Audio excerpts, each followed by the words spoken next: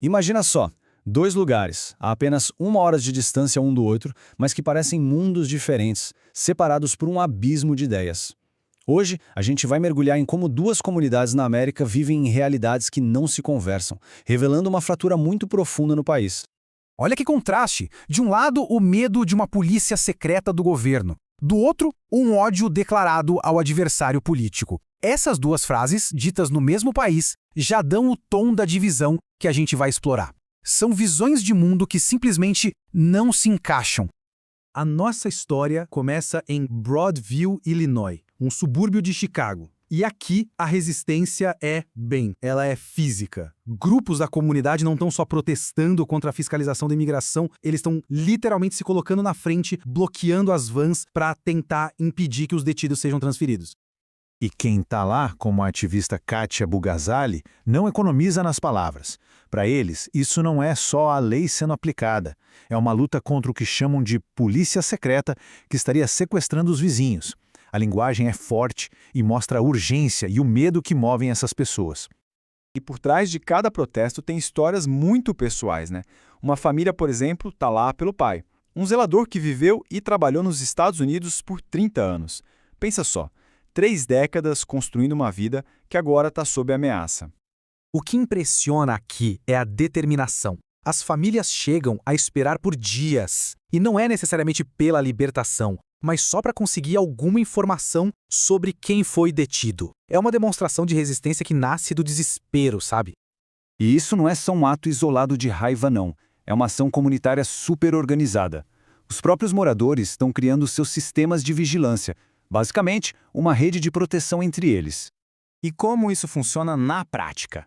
Bom, grupos como o do Elias Cepeda patrulham as ruas, principalmente na hora que as crianças estão indo para a escola. Eles ficam de olho para ver se tem agentes de imigração e distribuem panfletos, para garantir que todo mundo saiba quais são os seus direitos. Mas o medo vai além da ação física. O que ativistas como eles sentem é que até mesmo o discurso de apoio aos imigrantes está na mira. O temor é de que as palavras deles possam ser criminalizadas, como se apoiar alguém fosse um ato de terrorismo para o governo. Agora, a gente muda completamente de cenário. Vamos viajar só 1 horinha dali, para o condado de McHenry. É uma área mais republicana, onde a paisagem e principalmente a mentalidade são totalmente diferentes. Em um bar da região, está passando um memorial para Charlie Kirk, que era uma figura importante da direita. Mas o clima é intenso. Tem bandeira meio mastro, um guindaste enorme com uma bandeira americana gigante. Parece menos um luto e mais um comício político mesmo.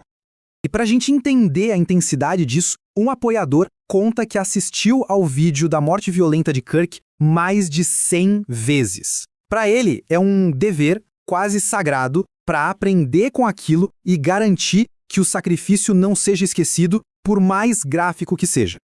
Então, para essa comunidade, Kirk já não é mais só uma figura política. Ele foi elevado a um status de mártir moderno.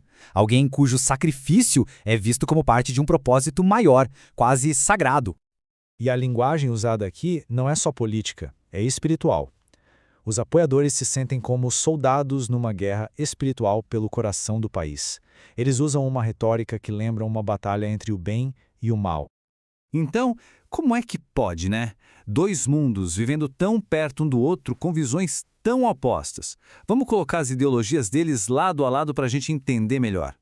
Quando a gente compara assim, a divisão fica escancarada. A linguagem, os medos, o jeito como cada um enxerga o outro, eles partem de lugares tão diferentes que é como se falassem idiomas políticos e emocionais que não se traduzem.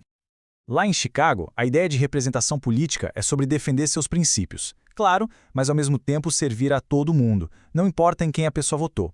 O serviço público para eles está acima da concordância de ideias. Já no condado de McHenry, essa visão é completamente rejeitada. Um dos oradores no memorial chega a dizer que é um dever odiar o oponente político. É uma visão que abandona de vez qualquer tentativa de achar um meio-termo. E essa batalha de ideologias não fica só no campo das ideias, não. Ela tem um impacto muito real e palpável na vida das pessoas, nos relacionamentos, no dia a dia. Uma manifestante conta um relato muito forte. Ela diz que essa divisão não está só na rua, está dentro da casa dela. Pessoas que moram sob o mesmo teto, mas que consomem informações de universos tão diferentes que, na prática, vivem em realidades separadas. E é nesse ponto que a gente vê o poder destrutivo da polarização. Um filho chega ao ponto de acreditar que a própria mãe quer fazer mal às pessoas. A confiança, que é a base da família, se desfaz por completo. E tudo isso nos deixa com uma pergunta final, que fica ecoando. Quando vizinhos vivem realidades tão distintas, como é que um país consegue se manter unido? Esse é o grande desafio que eles enfrentam hoje e, por enquanto, parece não ter uma resposta fácil.